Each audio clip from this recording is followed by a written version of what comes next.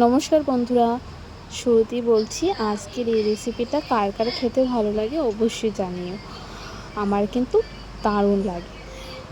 অনেক দিন ধরে ভাবছি বাঁশকুড়ুল আর চিকেন দিয়ে এই রেসিপিটা খাবো।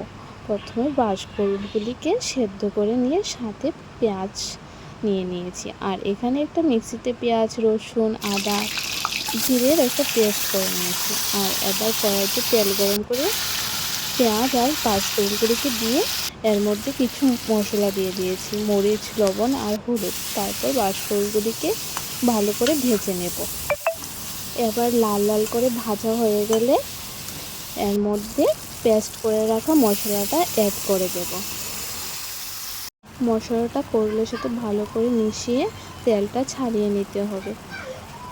এবার তেল ছাড়ানো হয়ে গেলে এর সাথে মাংসগুলি দিয়ে দেব। এবার মাংসগুলিকে মশলার সাথে ভালো করে মেশাতে হবে। তারপর 10 থেকে 20 মিনিট ছেড়ে দিতে হবে ভালো করে ভাজা হওয়ার জন্য।